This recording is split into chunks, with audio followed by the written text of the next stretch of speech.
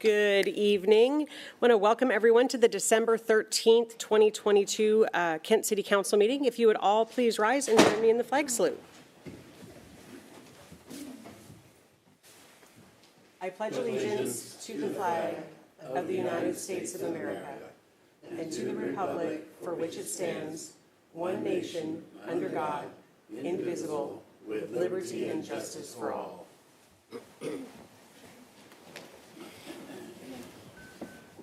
All right. Kim, would you please call the roll? Thank you, Madam Mayor. Mayor Ralph. Here. Council President Boyce. Here. Councilmember Fincher. Here. Councilmember Kaur. Here. Councilmember Larmer. Councilmember Michaud. Councilmember Thomas. Here. Councilmember Troutner. Here. Thank you. All right. The next item on our agenda is the approval. Are there any changes to the agenda? There are, Madam Mayor. We need to remove item number 6A, which was to be a public hearing. We need to remove that. We're going to reschedule that in January on the 17th so that we can properly notice it with the notice boards in the neighborhood. So. All right, thank you. So just as a heads up, if there's anyone here that is here for the public hearing,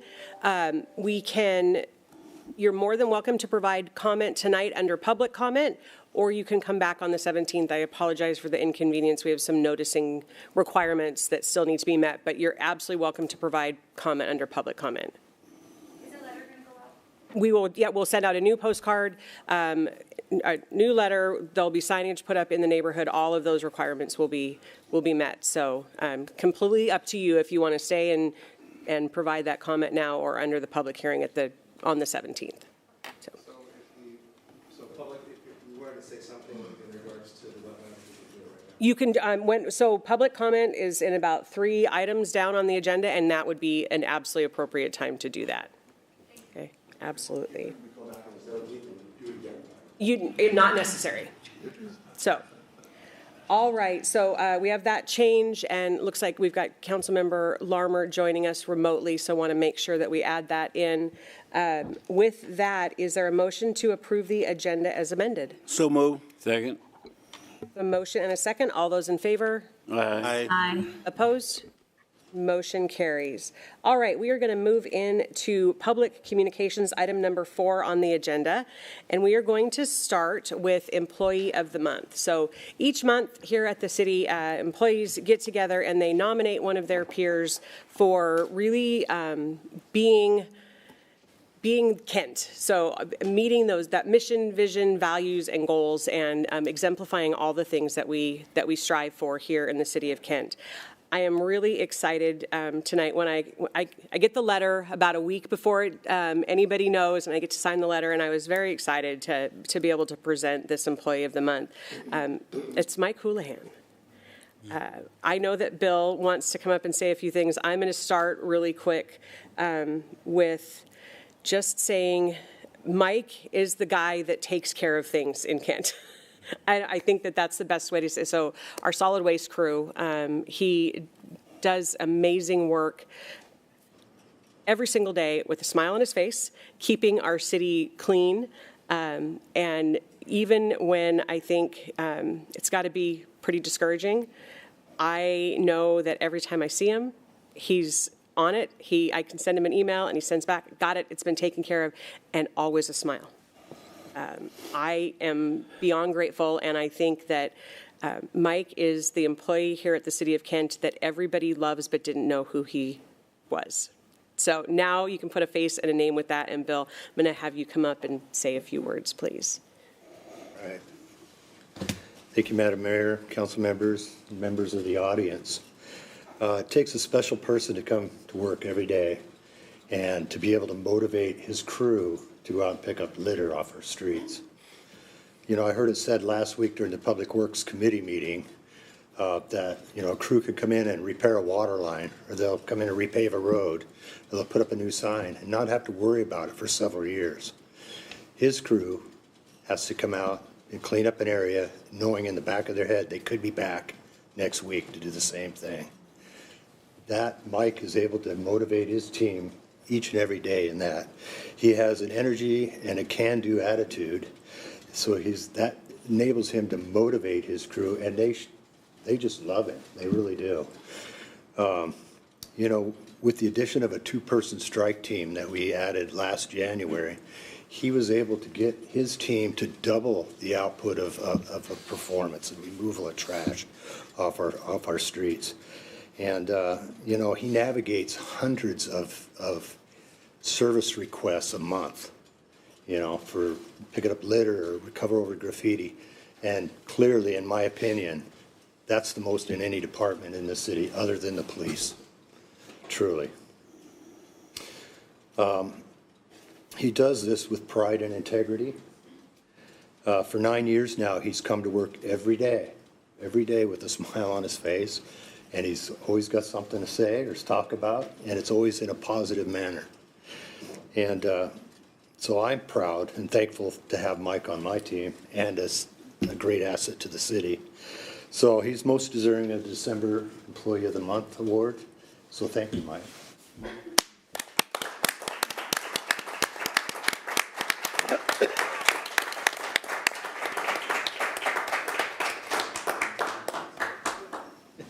Do a picture then. Mike, do you want to say something? Yeah.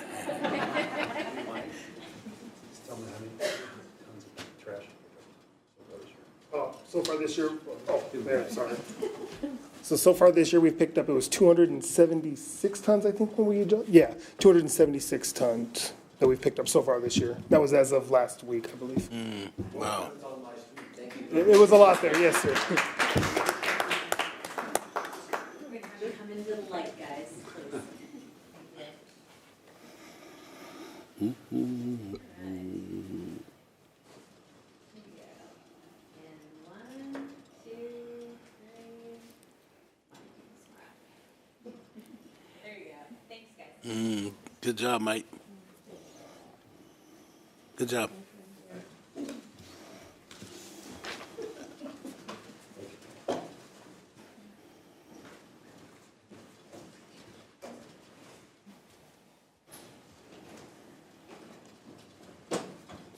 Councilmember Fincher. I just want to say most of that 276,000 tons that Mike mentioned, you know, when I hear litter, I think of the small pieces of paper, the cup that gets thrown out of the car. None of it should be there. But it's also the pile of tires, the refrigerator with all of the rotten food that he told us about this past weekend. It's the pile of household goods that someone has tied up and then drug off their truck. It's all of that sort of stuff. Mattresses. Yes, mattresses, all of that sort of stuff that you wonder, how did anybody ever think of doing this? Why would somebody think of doing this? So it's a big job, and he does it with ease, with grace, and is just always, you know, that quiet voice that you just saw. So I appreciate him, and Kent appreciates him. Absolutely. Okay, we are going to move on to some more good news. This evening, we are going to be presenting the giving campaign proceeds. So every year, city employees get together. We've got a charitable contributions committee that meets. They pick a local organization that's providing services here in Kent for the proceeds of our employee giving campaign to go to. So we have a big event, usually about the end of October. Employees come. This year we had a chili cook-off, and there's raffle. Chief is back there. You couldn't see that, but I think he might have won the chili cook-off contest. So we're going to, you know, give credit where credit is due. Employees come in, we've got raffle items and things to bid on, and just it's all for our employees to give back to the community that supports them. And I'm going to see if Ron wants to come up to the podium. We've got a check to present tonight. And do you want to tell us a little bit about the organization, or would you like me to call up Dr. Natalie to speak about it? All right. Dr. Natalie, if you could come up here and tell us about Eileen and Callie's Place. I learned about this organization, I don't know how many years ago, and I was immediately was immediately a fan and a supporter, and I am so grateful for the work that this amazing lady does in our community. And if you could tell us a little bit about Eileen and Callie's Place, and then we'll get on to the big check presentation. Okay, well, telling a little bit is really hard because once I start talking about Eileen and Callie's Place, you're going to have to do the, okay, shut up now. So we were born specifically to support girls that have aged out of foster care. Many of us at 18, we know we're grown because we're told at 18, you're grown. And we get out there and try to do adult things, and we bump our head and we scratch our knee, and then we call home for rent and for gas and for food. And these young ladies that are aging out of the system don't have that. They have nowhere to go, no one to talk to if they have not developed strong relationships prior to aging out of the system. And so Eileen and Callie's Place, we come alongside them. We do not duplicate any services that are available because there are a lot of services available, not only in the city, but throughout the state. We concentrate on building a relationship with them because they'll tell you that what they need is a trusting adult in their life, someone they can call with good news, with bad news, with questions, with opinions as to how do I handle a particular situation, and that's what we do. Once a year in July, we host what we call Celebrate 18, and it's a birthday party because many of them have never had a birthday party.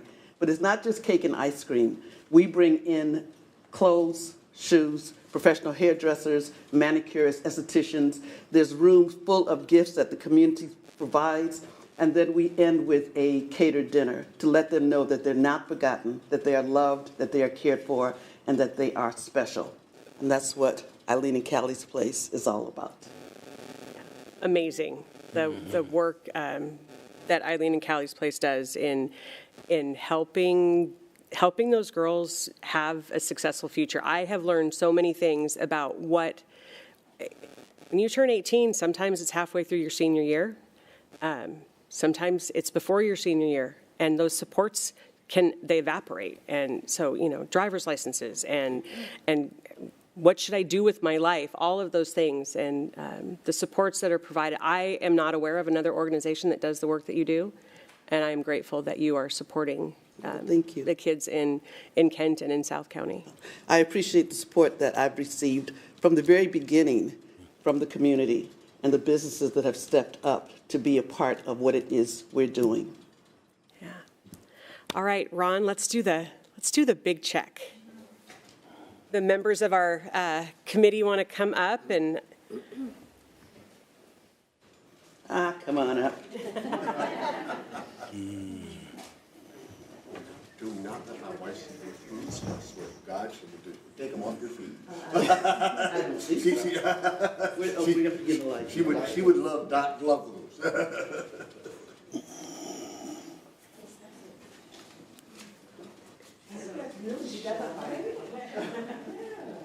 So this is for $6,493. I told Ron that had I known, I would have brought $7 with me, so I'm telling you right now, I have $7. So we can get to a nice round number. Nice round numbers. I did not know what the amount was, but yeah. Come closer. Do what? Come closer? Yeah. Yes. So there we go. I was trying to get my boots in the picture. Okay. They're fabulous. All right, 1, 2, 3. Fantastic. And then one more. All right, and 1, 2, 3. There you go. Thank you. Thank you guys so much.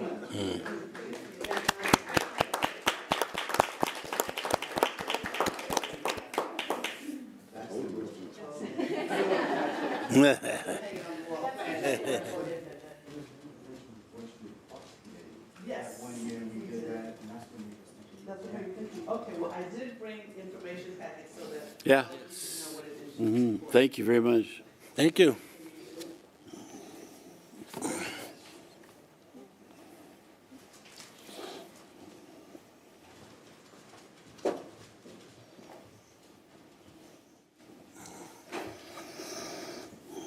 And I want to say a big thank you to all of the City of Kent employees that through their generosity and willingness to give back to the community make this possible. It could not happen without our amazing employees taking care of the community. So thank you. All right. The next item on the agenda is we've got two reappointments this evening, Council, on consent for our Human Services Commission. So our Human Services Commission is our Citizen Resident Advisory Committee that makes all the recommendations for things like our human services funding. What organizations, they review all the applications, very, very labor-intensive process to determine that the money that the city has to go towards those different types of human services makes it to the correct organizations. And we have Ricky Robinson and Connie Stolp are both currently serving on Human Services. We're interested in being reappointed, and so that is on consent. The next item we have is two appointments to the Bicycle Advisory Board. So Bicycle Advisory Board is, again, a citizens group that comes together, works with our Public Works Department on guidance and recommendations around bike paths, whether it be for commuting or for recreation. This past year, they came together and put on a bike rodeo for our young kids up at the YMCA. Super proud of that group. They pulled it together. They actually put in a budget ask this next year, and Council, thank you. You approved that ask to allow them to continue to do that work. So bicycle helmets, education, that kind of thing for our community. So we are making sure that our kids and adults are staying safe when they're riding their bikes. So this evening, I have two appointments to recommend to Council for confirmation: Tim Irwin and Allison Hopstad. Tim is here with us. Tim, I'm not going to put you on the spot unless you want to be. Would you like to come up and say a few words about why you applied to the Bicycle Advisory Board? Madam Chair, Madam Mayor and City Council. So I fall into the category of a recreational cyclist or fast recreational cyclist. But over the last couple of years, I've been very impressed with what a lot of cities in Europe and a few cities in the United States have been doing for active mobility in general. And just really feel I would absolutely love to see Kent become a place where people are completely comfortable going without their cars, going places without the cars, bike, foot, scooter, whatever. Nice. Thank you. We appreciate your willingness to serve. And again, Council, those names are both on the consent calendar for confirmation this evening. Okay, next item on our agenda is community events. Council President Boyce, do you have any community events? Yes, I do. Thank you, Madam Mayor. I want to share some events that are going at the Showware Center. So we have our Thunderbird, where they'll be playing Prince George Tuesday, December 13, and they're playing the Everett. Are they the Silver Tips? Mm-hmm. Yeah, that's on Saturday, December 16th. That's a big rivalry between those two, so always a fun game to go to. We also have a Gut Check Wrestling Tournament on January 6th and 7th, Gary Allen Ruthless Tour on Friday, January 13th, Harlem Gold Trotter, a fun event to take your kids to. That's on January 22nd. And we have the Whiz Kid More Love, Less Ego Tour. That sounds interesting. March 3rd, and then we have Awaken Music Festival on April 28th. Thank you, Madam Mayor. Thank you. Councilmember Fincher. Thank you, Madam Mayor. So our Spotlight Series, and I'm going to name some of the groups that are coming up because they're pretty fabulous. We have the Spotlight Series Jazz at Lincoln Center songs. We have International Guitar Night for all of those who love the strings. We have Matt Dusk sings Sinatra, as in Frank Sinatra, and we have Ray on My Mind, think Ray Charles. So all of those are coming up over the next couple of months. Those tickets are available by going to the website, kentwa.gov, and you can go to the arts section. So check it out, have a good time, good entertainment at a good price. All right, thank you. This past weekend at Showware Center was Hometown Holiday, and I will tell you, it was wonderful to be in the building, see a sold-out show. It felt pretty normal for the first time in a long time. So excited that we've got lots of good things happening. And we sold out our Celtic Christmas concert with our Arts Commission. So people are back out and about, and I think that's a fabulous way to end 2022. All right, our next item on our agenda is our public safety report, and joining us tonight for that presentation is Chief Padilla. righty, thanks, Kim. All right, well, good evening, Madam Mayor, members of the City Council. It's my pleasure to provide the last public safety report for 2022. That's gone by pretty quick. So we have several items to cover, so I'll jump right in there. First off, we have a swearing-in mayor, as you know. I'd like to call up Officer Gregory Dale to the front here. Officer Dale, if you could, right in the middle, and just face that camera up there. There you go, right in the middle. In the middle? Yeah. Yes. So, Officer Dale was to be sworn in with the last batch that we did, but he was a little under the weather last time, so we postponed it to this time. Let's talk about him real quick. He is originally from Toronto, Ontario, Canada. His education is, he has an associate's degree in police foundations from Seneca College. Prior to working with Kent PD, before coming to Kent Police, Greg worked at the Canadian Border Service Agency for 7 years, both in the New York and Washington entry points. Why Kent PD? He says he chose us because of the emphasis we put on family culture here, and that both culturally and as an organization, we place a high value on those family members who support our officers. Greg also chose Kent because of our culture in terms of support from fellow officers, training staff, and to better and continue to strive to achieve more, is what is noted here. Some interesting notes, him and his wife here, who I'll have him introduce shortly, have had a little bit of a journey in their marriage. So Greg and his wife got married in September of 2019. Shortly after, in March of 2020, the border closed. We all remember why. During that time of the pandemic, they were in the application process for permanent residency card. That was delayed, and for about 15 months, they had to meet either virtually or at the border at the Peace Arch once a week for short visits. Can you imagine that for 15 months of your marriage there? They worked through it. They persevered. There's a note here about the summer visits being longer and great, but the winter ones got shorter because it was cold. And so just kind of an interesting journey for him and his wife. And other interesting note, Greg is fluent in American Sign Language. So ladies and gentlemen, Officer Gregory Dale.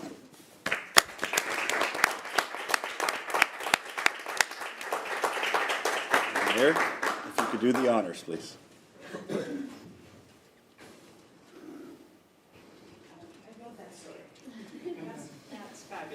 And that is commitment right out of the gate, right? That is, we're committed, we're going to make this work. So, congratulations. Thank you.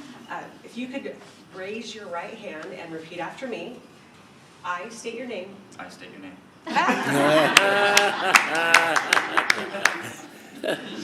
I like him already. All right, we're going to start over again. I state your name. Gregory Dale. Do solemnly swear. Do solemnly swear. That I will bear true faith and allegiance. That I will bear true faith and allegiance. To the United States of America. To the United States of America. The state of Washington. The state of Washington. And the city of Kent. And the city of Kent. And that I will uphold the Constitution. And that I will uphold the Constitution. And the laws. And the laws. Of the United States. Of the United States. And the state of Washington. And the state of Washington. And that I will obey the rules and regulations. And that I will obey the rules and regulations. Of the Kent Police Department. Of the Kent Police Department. Congratulations. Greg, you wasn't the first one that did that, okay? So don't feel bad. Yeah, I know it. It's all good.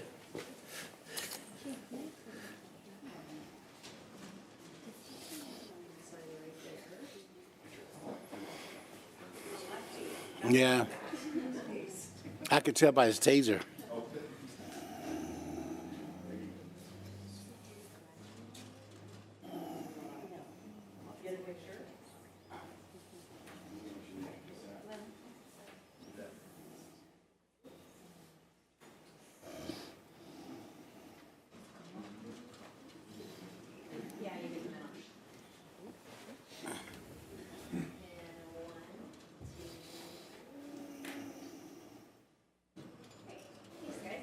Oh, you could have got in that.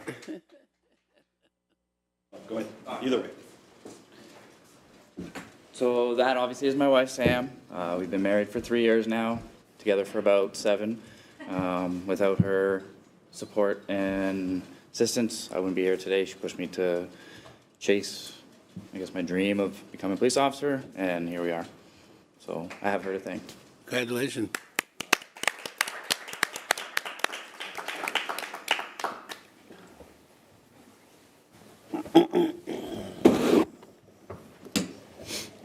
Congratulations. Thank you. Congratulations, great. Good job, bud. Welcome. Welcome. Welcome, thank you.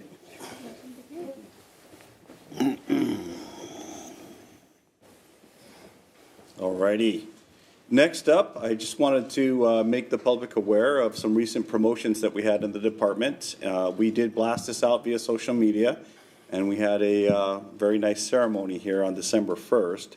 But for those that may not have heard, we did promote Sergeant Justin Davis, who's in the middle left there, from officer to sergeant, and Commander Matt Wheeler, who went from sergeant to commander, who's also in the middle there to the right.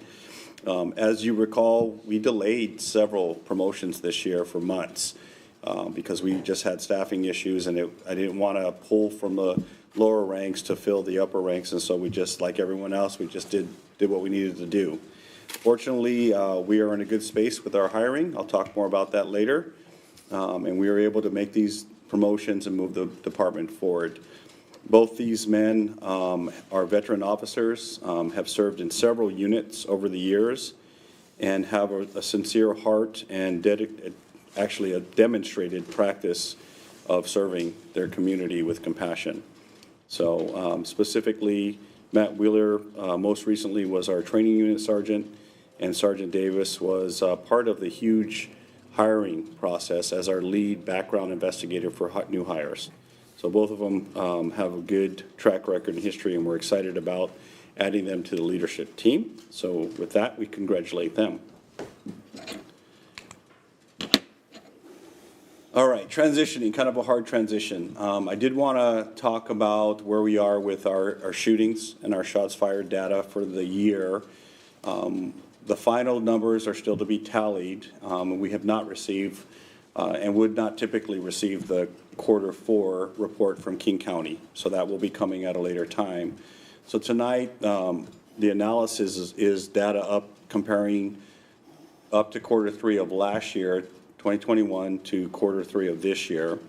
And so I know it's hard to read. There's a lot in that screenshot there. But some of the things to take away is there's a mixture. It seems as though we are still very high, but the numbers are solidifying, and hopefully that's the beginning of a downward trend. We're all hoping that for sure. So if you look and you compare 2021, there were 73 fatal shootings in King County. And this year we have 70. So that's pretty close. Non-fatal shootings where people were shot and injured. In 2021, there were 283. And in 2022, there are 256. So, and I just want to point out the screenshot there is just a screenshot of the Q3 numbers. It's not the total for the year. So I went and calculated the totals. Total shootings overall, we're up. That's where we're up a pretty good amount. From 2021, there were 1,036 shootings recorded, and in 2022, there's been 1,246 shootings thus far. It's a good to see the slight decrease in both fatal shootings, down about 5%, and injury shootings down about 11%. However, we continue to see that the trend in the other way. We're up overall shootings, and fortunately nobody getting hit, up about 17% from last year. There's just a lot of, I guess, good fortune and luck that comes with that, because the shootings are occurring. Another factor I would point to in some of the lower numbers in our fatal shootings is the hard work by our first responders, both fire and police. Police have really had to step up their game in terms of the ability to do what we call combat life-saving skills. And they're getting really, really good at doing that, and we're saving people all the time.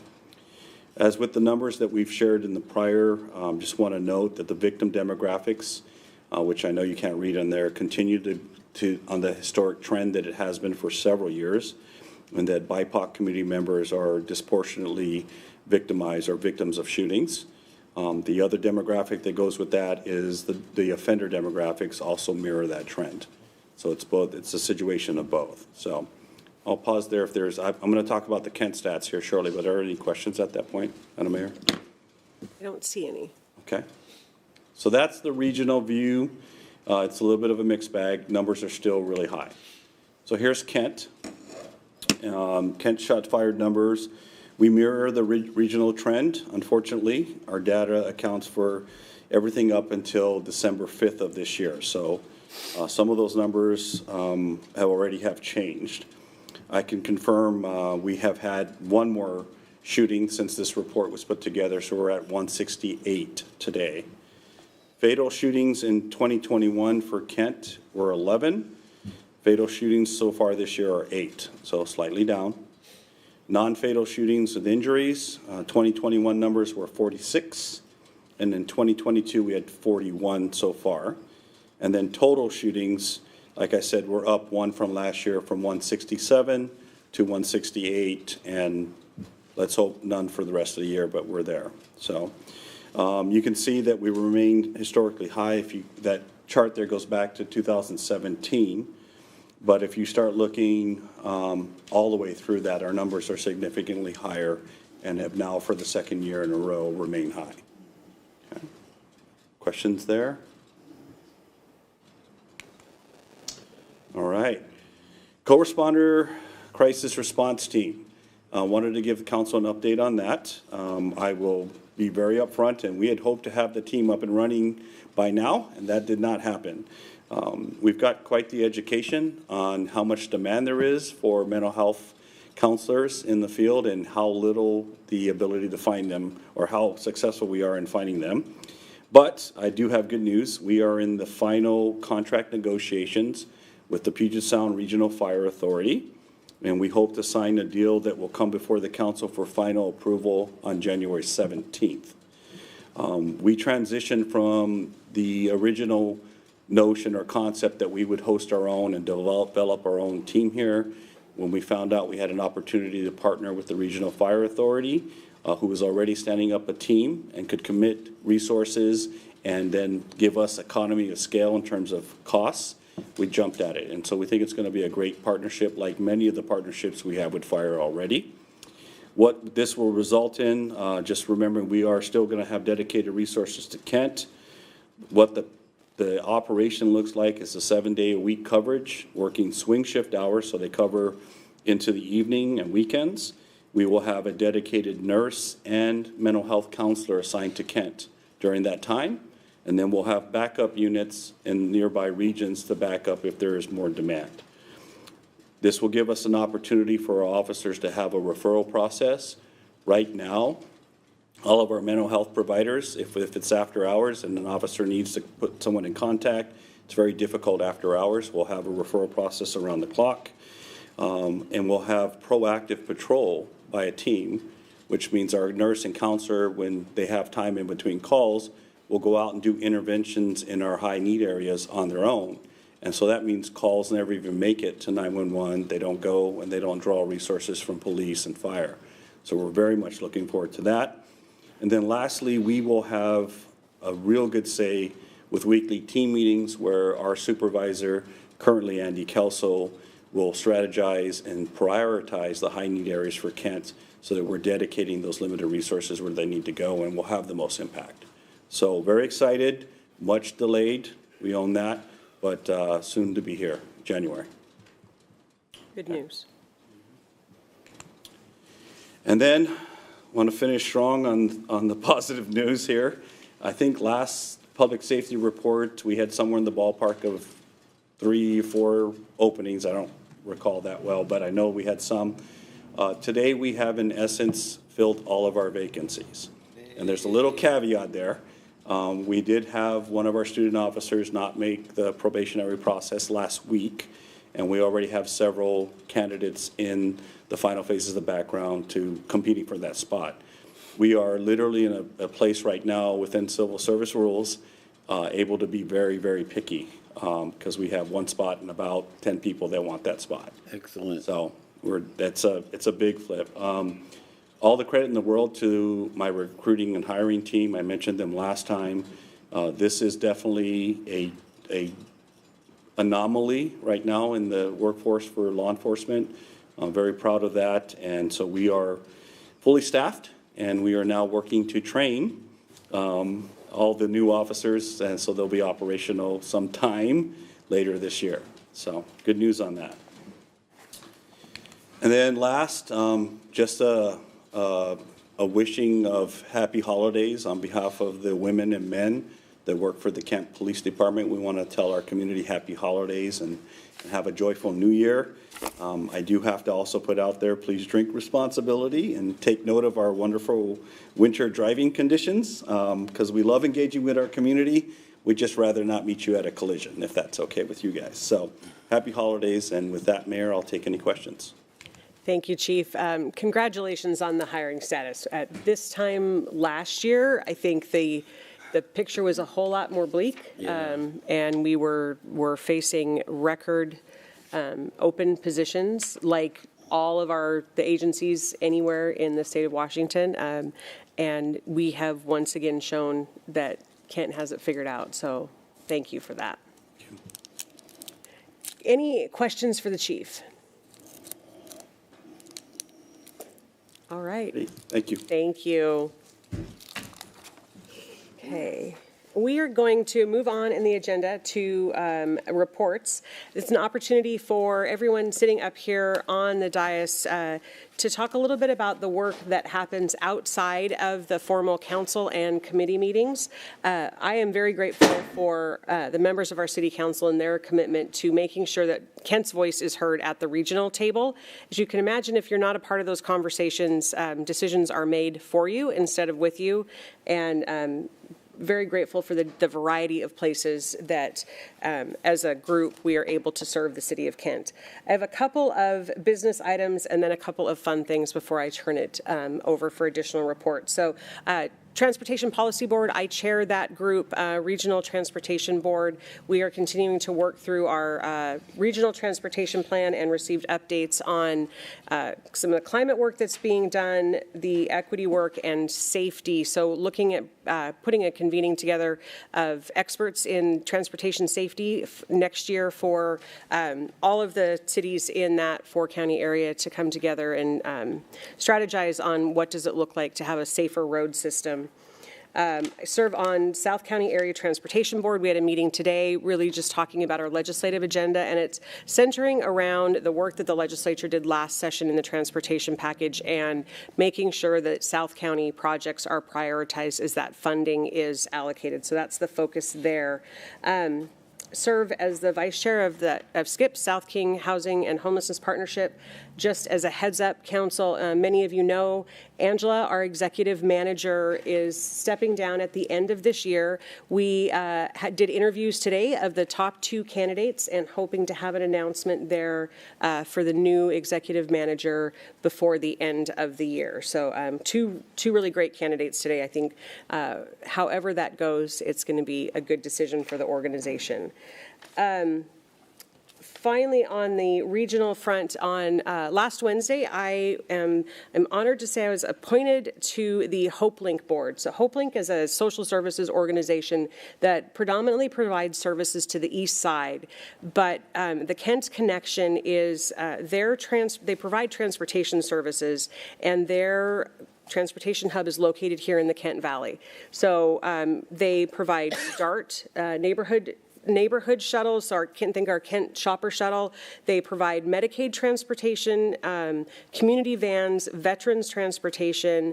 They also run the Ride Pingo to Transit and VIA programs. They have about 80 employees here in the Kent Valley serving transportation needs of residents all over the county. So I'm excited to be a part of that board and make sure that the South County voice is represented there. And we're really pleased that they've chosen Kent for that location, for that transportation hub, and excited to be a part of that. I have a couple of thank yous. So we had our first snow response of the year. So big thank you to our public works crews out on that 12-hour on, 12-hour off shift, making sure that our roads are de-iced, sanded, salted, all of those things, that if we had any road closures, that the signage was out. They did a fabulous job, and I'm kind of hearing from the weatherman, this might have just been a practice round for this winter. So know that they're out there and they're prepared. There's a great video describing our snow response on all of our social media channels, and you can check that out. We also had a pretty significant fire response last Friday downtown Kent. The 105 building used to be Schaefer's feed store, white building right there on the railroad tracks. I want to say thank you to the fire department, but want to also acknowledge our police department and the traffic control work that they did there, and our public works crews. This is one of those things you don't necessarily think about in a fire response. Our sign and street crew were out there closing off the road, putting out those barricades so that the firefighters could do what they needed to do, and also our water department. They got called out early, 5 o'clock in the morning on Friday, because as you can imagine, it takes thousands of gallons a minute to fight that fire, and that means that our sources need to be checked so that while you all were getting up, you could also still take showers, do those kind of things. So very grateful for our water crews for managing that response. And I think it's important to say thank you, just because it's not something that you automatically think of when you think of fire response. So very grateful for the RFA, but also for our public works crews and our police department in that response. Finally, I just want to take a minute to recognize man that holds a place in the heart of many, many students in the Kent School District. Eugene Colding passed away this last week. And Mr. Colding was my 7th, 8th, and 9th grade band teacher at Kent Junior High. And I'm pretty sure if you were in any of our age range, you had it and were in band, you had the honor and pleasure of knowing Mr. Colding. He was a huge advocate for music and for our students in the Kent School District for many, many years, and for the arts in our community for many years after that. So I just wanted to acknowledge him and say that he will be deeply missed as a part of our community. All right. With that, I'm going to turn it over to Pat Fitzpatrick, our Chief Administrative Officer. Thank you, Madam Mayor. Good evening, council members. Just a couple of updates here. So, Mayor stole my thunder. I was going to thank Chad and his crew for the incredible work they did during the snowstorm. And yes, I noticed in the weather there's some things that appear in there that might make that work a little more applicable in the next few days. So thanks, Chad, for all your crews did. Second, staff has been attending a training, effective communication training arranged by our race and equity manager. The training's been being offered in 2 half-day sessions. All of city staff is attending. It's getting rave reviews. We're about halfway through it, and we'll have some additional sessions in January to make up for those who couldn't attend this time around. But that's going really well. I want to note for the council that it's very likely that we will be canceling the January 3 meetings. I will let you know for sure in the next couple of days, but that would be a cancellation of the council meeting, the workshop, and the committee meeting, but stay tuned for that.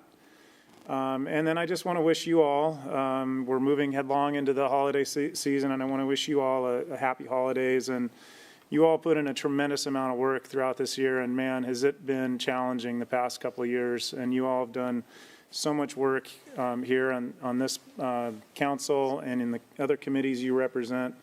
And I just want to wish you all a safe and happy holiday. And then finally, we have an executive session tonight. There will be no action. I anticipate about 15 minutes for that. So thank you. Great. Thank you. Council President.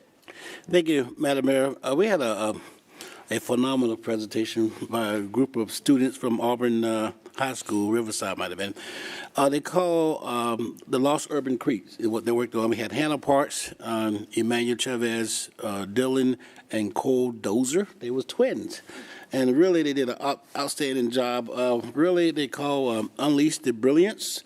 So they really, the purpose of the group is to empower local youth and communities around Springbrook Creek to study and improve water quality and steward Springbrook Creek as well as other urban creeks in the Puget Sound. did a phenomenal job of really just talking about something we don't really think about, just the temperature of the water for our salmon, the oxygen and the bacteria and so on. So they made a great presentation to us and made some recommendation, and Chad and team is we're going to take them up on some of the recommendation and hopefully to implement that. So I did have a question. They are all seniors. I said, so what happened when you guys go off to college? Well, they are also mentoring other groups to kind of pass the baton to, so we can continue to provide this service. So really just, it's nice to see our youth come in and share some of the things they're working on that benefit the city, and who knows, one day they might be up here taking our jobs. So I was very impressed with that. We also had an update on the Green River update from Chad and team. Just talked about the water quality, protection of the plants. We also got this Keep It Clean Kent. And also, we have lots of people working to try to keep our city clean, not only citizens, but also the work that our staff do to really work hard. We just had an example today for us cleaning up garbage. So really a great presentation on that as well, too. Then I want to also share. I just got this text message. I want to talk about it. This Saturday, they got a community health fair coming at the Kent YMCA, and it's this Saturday, December 17th, from 10 to 2. They got free health screening, no appointment needed. They got mammogram screening and also free flu vaccine and no appointment needed. So once again, that's at the Kent YMCA this Saturday from 10 a.m. to 2 p.m. I sit on the chair of the Sound City Association PIC committee, and we will be having our meeting tomorrow night, so I look forward to that. I just want to kind of feed off what Pat was saying, and they talked about what we did as a council this year, but also want to thank you, Madam Mayor, and your staff, and all the employees from the city, really just leaning in. We had some tough time with COVID, trying to cover from that, and I think everybody has really just come together to really make this city function and achieve their share for us having a full staff of police officer. I think that's really good news, and we also hired a new CAO and of course my favorite, a new city attorney. You know, it's really just a lot of good things happen within this city. So I always want to shout out to the staff and the mayor. Just really appreciate everything we do as a city to really keep our people safe and make sure they have the necessity to be successful. So thank you. That's the end of my report, and I'm going to start on my far left to Councilmember Core. Thank you, Council President. I sit on as the chair for Puget Sound Clean Air Agency Advisory Council, and since our last council meeting, we did have our meeting in November, and we talked about our strategic planning, and we had great conversations on the next legislative agenda for 2023. And we also discussed agency's vision and mission, and we are working on revising our vision and mission for the agency to include some words as healthy air, environmental justice, and we talked about greenhouse gas emissions, and I had some budget adjustments. All that agenda is available online for public if anyone's interested. I also serve on Association of Washington Cities Federal Legislative Priorities Committee. We met and we did approve our legislative agenda, federal legislative agenda for next year. And it's not on the website yet, but it will be. Some of the key things we worked on, we talked about having on the agenda were Build Back Better reconciliation package, requesting more COVID-19 response funding for local governments, investing local public infrastructure, affordable housing, transportation, safe communities, and we also had some public safety related in that agenda, in the priorities. And we also had our Growth Management Planning Council meeting, and I serve as the chair for the caucus for that. And we sent our housing affordability issues to Housing Affordability Committee, and looks like they did vote on that this past week, but we will wait on Councilmember Larmore to give that update. So, and with that, I just want to wish everyone happy holidays and a happy new year. Thank you. You've been busy. Thank you, Councilmember Core. Councilmember Larmer.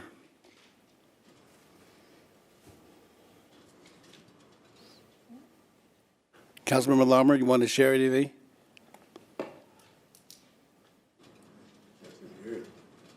Thank you, Council President. Okay. I serve on the King County Aging and Disabilities Advisory Council, and when we met in November, we had a really great presentation from the Dementia Legal Planning Organization, and this is a service of the Washington State Pro Bono Council. This is an opportunity to put in place healthcare finance, health directive plannings, and something called a dementia directive, which is new in Washington State. This is an opportunity to put all the paperwork in order. If you suspect a family member is potentially going to be suffering from dementia, qualified applicants are either over the age of 60, under the age of 60, currently suffering dementia, but in early stages, or under 60 with a family history of dementia. And the reason you have to be in the early stages is you still have to be able to sign the legal paperwork. But this is an important service because it avoids emergency guardianship later on. Anybody interested in this service can go to dementialegalplanning.org and download an intake form there, or it's a simple 20-minute phone call to 425-780-5589. But really just trying to spread the word that this service is available and can help with some proactive planning if you suspect there'll be some dementia issues to be dealing with. Other than that, we talked about our legislative agenda for the coming year, which includes everything you would expect. Increased flexibility in estate planning, long-term care, increase in long-term care liens and funding for low-income wealth transfers, looking at new ways to aid generational wealth transfer also in the state. So just some of the issues that they will be supporting in the coming session. So thank you. Thank you, Councilmember Lummer. Councilmember Troutner had another brain there. Sorry. Thank you, Council President. I am Chair of the Economic and Community Development Committee. We did not meet this month, so we will meet in January. I am also Vice Chair of the Regional Transit Committee. We did not meet in December, but I do want to mention that our General Manager, Terry White, announced his retirement.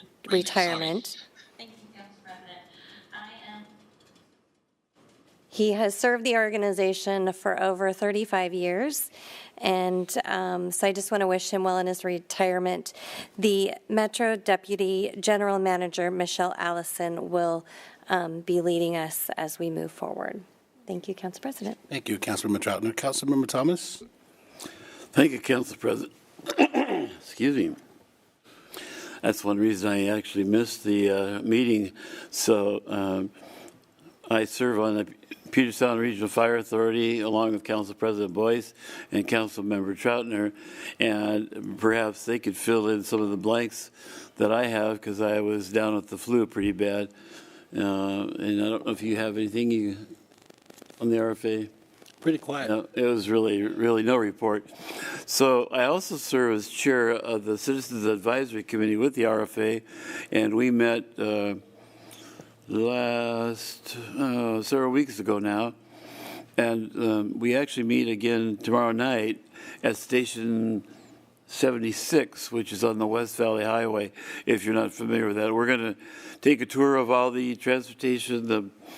You may not realize our fire department takes care of about, I don't know how many communities, Auburn, Federal Way, a lot of their vehicles, and so it supplies us with a little bit extra revenue, and it works out really well. We keep our shop very busy, and it's going to be a good tour for many of our citizens have not even experienced what it's like to be on a fire truck or what's involved in buying a fire truck.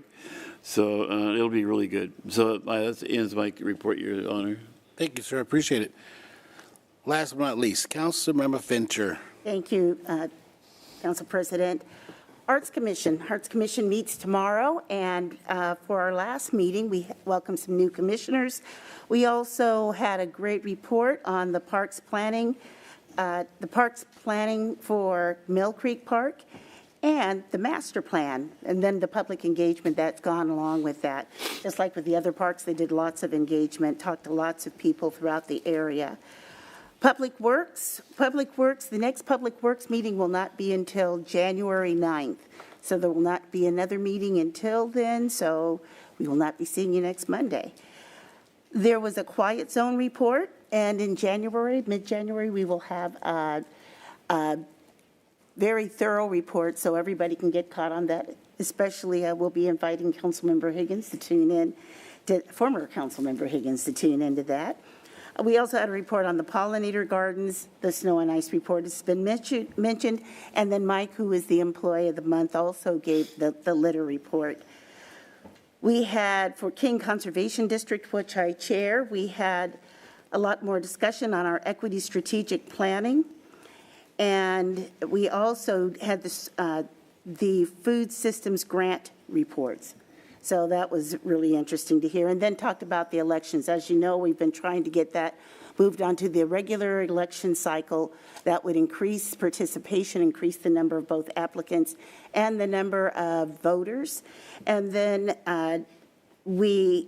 for the last report, Mental Illness and Drug Dependency Advisory Committee, the shining star there was the overdose prevention report that we had. So Seattle King County Health has a program that has a dashboard, so you can go online and you can get all of the information for the county. I wanted to know, well, how do you get the information on these deaths? And it actually comes from the coroner, so you can drill all the way down to Kent. You can look and see what the deaths were or have been this year so far, what the deaths were 2 years ago, and so on. This was by Brad Feingold, so lots of good information there. They also plan on getting a new 24/7 helpline up, and it's going to be for the buprenorphine, so it'll be a hotline that people can call into and hopefully get help. They're also going to be waging a campaign, anti-stigma campaign. They'll be using all sorts of methods. As you can imagine, they'll be using social media quite heavily to help erase some of the stigma so that people will actually come and get help. And I believe that is everything that I have to report today. Thank you. Thank you, Councilman Fincher. Madam Mayor, that ends our reports. All right, thank you so much. Before we move on, I also want to big thank you to our Parks Department. We've had some great holiday events so far this year. If you've been down to Town Square Park, beautiful light display. We had our Winterfest event in partnership with the Lions Club, but that takes many, many hours to put that light display together, so definitely if you get a chance to check it out. And then on Saturday, we had our Christmas Rush 40th annual run, and we had over 700 participants at that race. So really excited to see that, and I think that's up from like 400 from last year. So very grateful for our parks team for putting those events on for our community. All right, we are going to move on now, and we are at the place where the public hearing was, which we have removed, so that brings us into public comment. Just want to sort of go through the guidelines. Public comment period is your opportunity to speak to the council and the mayor on issues that relate to the business of the city or agenda items council will consider this evening. Comments that don't relate to the business of the city are not permitted, and I do need to remind everyone that Washington state law prohibits public comment for support or opposition to a ballot measure or a candidate. So elections are a little past, but we want to throw that in there. We do limit public comment to 3 minutes, and if you could state your name and city of residence for the record. Kim, do we have anyone signed up that was here to provide comment for the public hearing? I want to go with those names first. I didn't have anybody sign up. Okay. Did you want to provide comment tonight or hold off until the next meeting?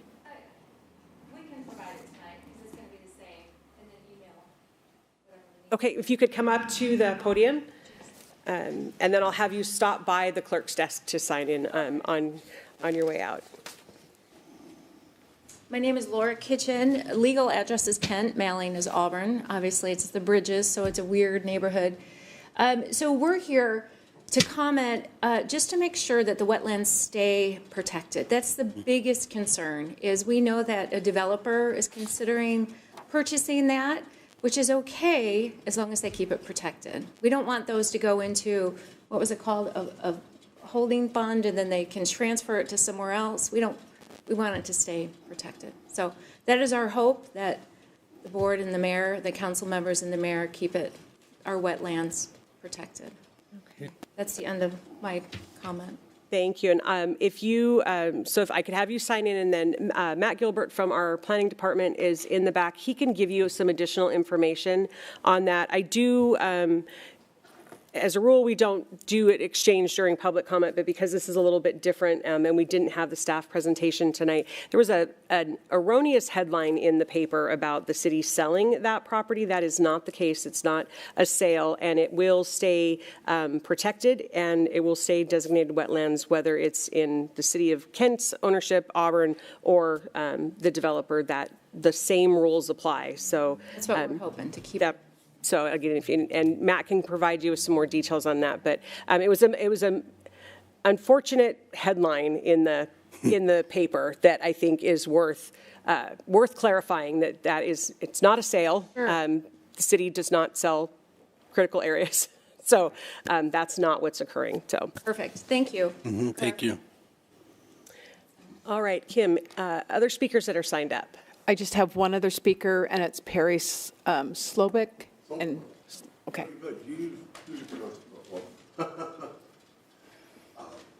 Yeah, I didn't realize that there was going to be a change of program tonight, but I'm going to continue with this anyway. I'd like to begin my, Perry Soblik, Kent, Washington, 25 years. I'd like to start by recognizing the work of Kent Police Officer Ward, who recently came into my neighborhood and was instrumental in helping to remove nearly a half a dozen abandoned, unlicensed vehicles that had been dumped in my neighborhood, right on the city right of way. They've been there for months, and Officer Ward did this on his, as part of his job. He did a great job. He's a very personable person, and I want to thank him publicly for what he did for my neighborhood. It's cleaning things up there. As it turns out, Officer Ward is the only parking enforcement officer for the city of Kent, which seems a little incongruous for a city of 130,000 people and 314 miles of roads that we have to do. I know that the chief says that they're looking to try to fill another position, but with that in mind, and the fact that we need to have more than one officer to patrol this, and you guys want to give yourselves a raise? Could we spend the money on something like that instead? That helps the entire community. That's my thing.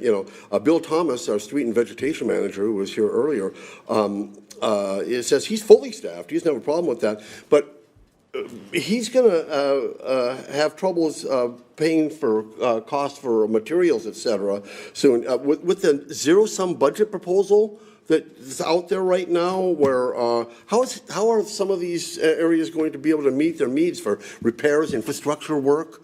The cost of asphalt's up there. And again, the money could go there to help benefit the entire city instead of your pocket lining your pockets.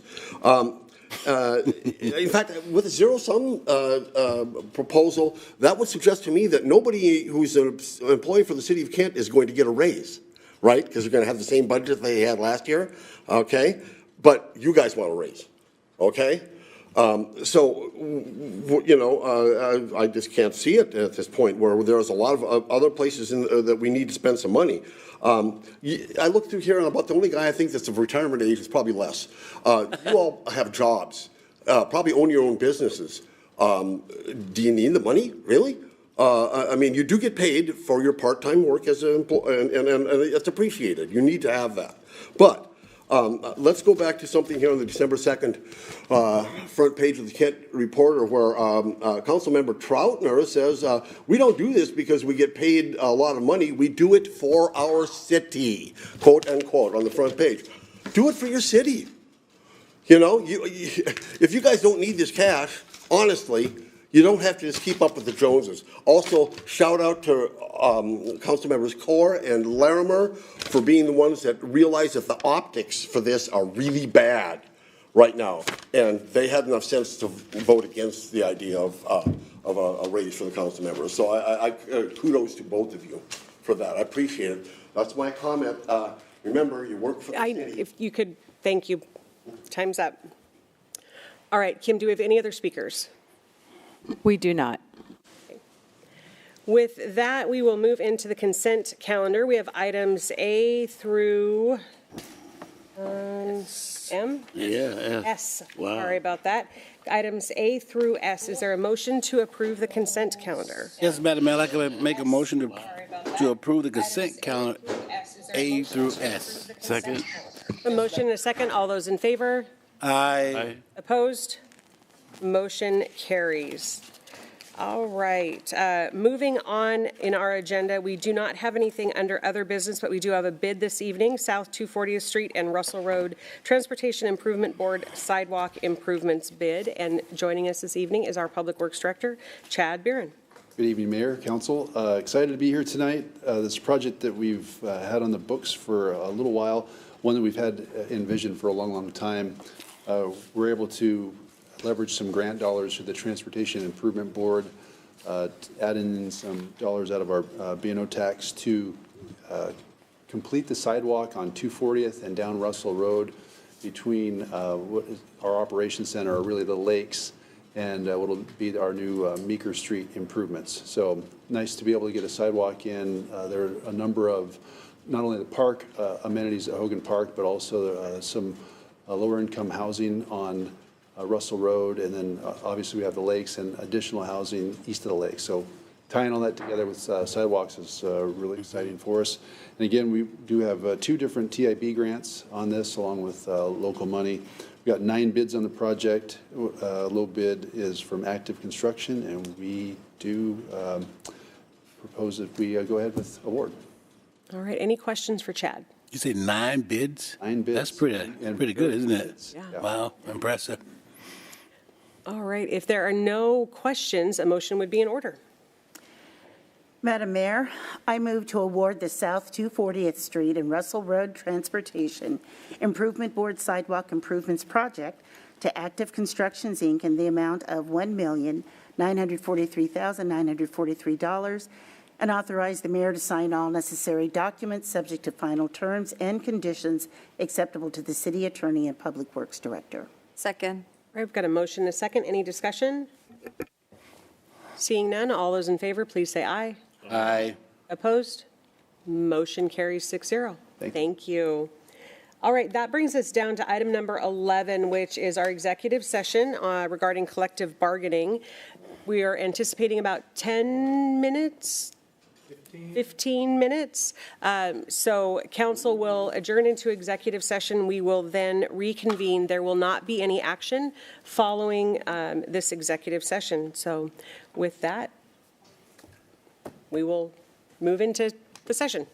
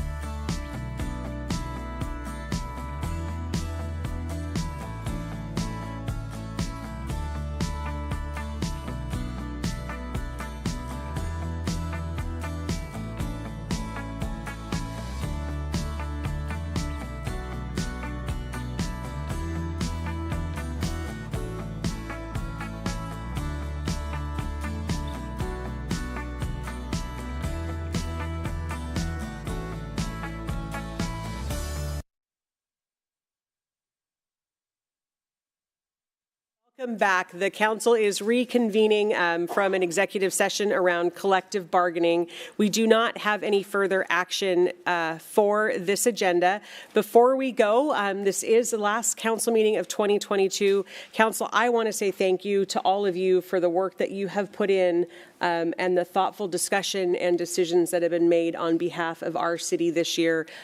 Tough things. We started 2022 and it was pretty rough, rougher than I think most of us had hoped for, but we've come out and ended on a lot of very positive notes, and that is due in no small part to your leadership and willingness to make those tough decisions. So thank you to all of you. Want to wish everyone a Merry Christmas, Happy Holidays, and a wonderful New Year, and we will see you in January. All righty.